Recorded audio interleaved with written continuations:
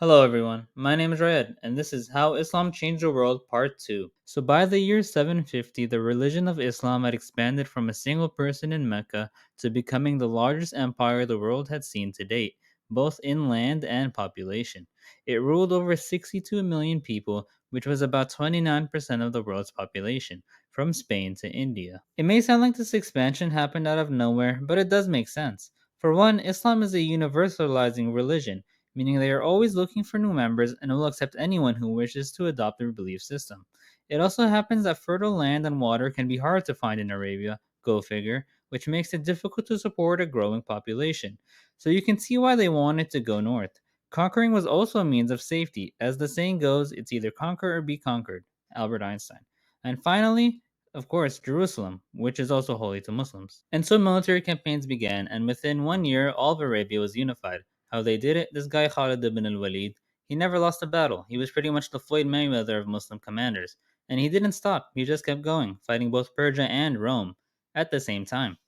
Were they already in decline? Yeah, but still, if you know anything about these two empires, then you realize just how absurd this is. All of Persia fell in just 1 year, and the Byzantine Romans lost the major cities of Damascus and Jerusalem.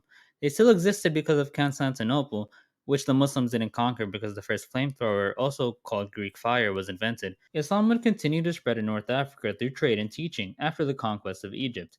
A similar story happened in Spain, where Islam received very little pushback since the previous rulers were so tyrannical. So in 7 years, Portugal and Spain became Al Andalus through a series of small military campaigns and treaties. And so one of the largest empires in world history was formed. But at the beginning, not much changed for the people living in it. For one, Muslims wouldn't slaughter entire civilizations like other empires would, nor would they impose their religion on them. Instead, the early Muslim empires were known for their religious tolerance, where people of all backgrounds blended in public life. Before Muslims built mosques in Syria or Jerusalem, they accepted Christian churches as holy places and shared them with local Christians. And during waves of persecution in Europe, Jews found refuge in Muslim lands. Conversion to Islam would happen gradually throughout the next few centuries, as the teachings of Islam spread throughout the empire. Significant conversions also occurred outside the empire, like the Turks in Central Asia, in East and South Asia, and in sub Saharan Africa through contact with Muslim traders. The Islamic world would take the world by storm in what is referred to as the Islamic Golden Age, in which Muslim innovation and contribution would be so impactful that even now it can be seen in every walk of life.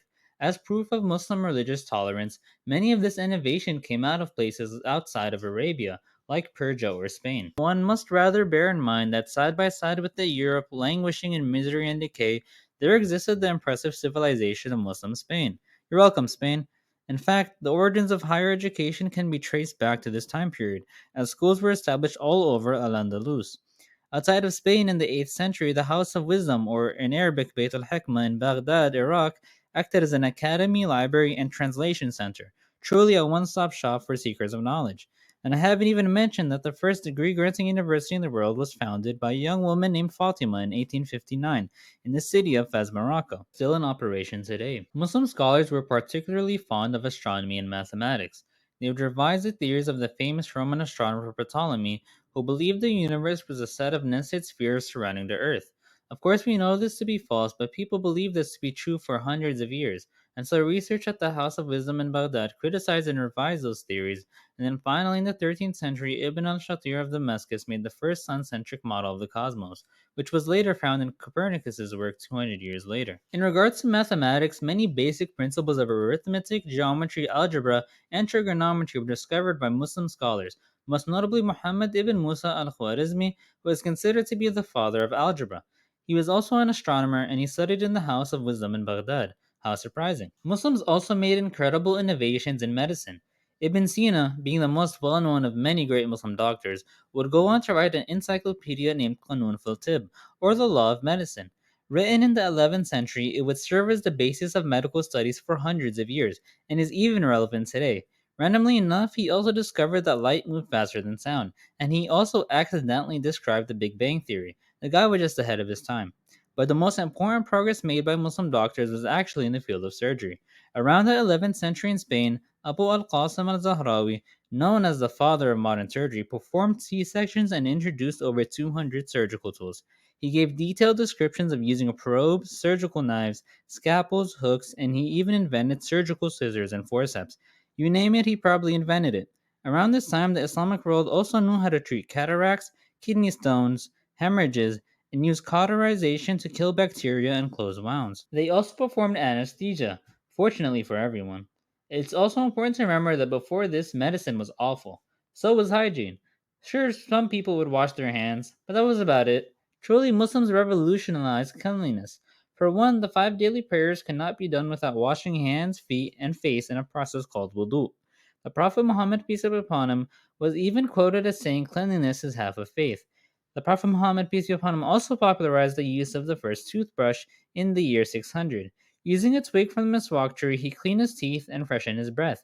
To put things in perspective, the first mass produced toothbrush was made by William Addis of England around 1780.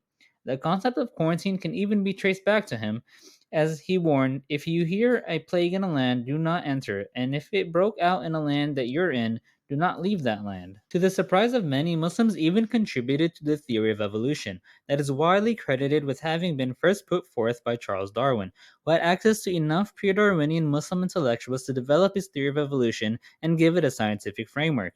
It was often referred to as the Mohammedan theory of evolution by John William Draper, one of Darwin's contemporaries, in his book History of the Conflict Between Religion and Science. One notable figure in evolutionary science is Al-Jahiz of Ethiopia, who is recognized for his famous book, appropriately named The Book of Animals, which explains evolutionary mechanisms and transformation of species. I'm just going to run through a few more real quick. This guy named Jaber invented several chemical processes like crystallization, calcination, sublimation, evaporation, and distillation. No big deal. Persia produced the world's best poets for a while. This guy named Ibn Battuta traveled to 44 countries and wrote a book about it, kind of important. This guy named Ibn Khaldun studied societies until he became the father of sociology. This guy named Ibn al-Haytham figured out how lenses work and reinvented the camera obscura, whatever, don't need to mention all that in history class. But truly, if I mention everything Muslims contribute to society, then this video would be hours long, so I'm gonna wrap it up here. If you feel like I missed something important, comment down below and I will do my best to address them in future videos. Remember to like, comment, and subscribe. Thanks for watching. Till next time.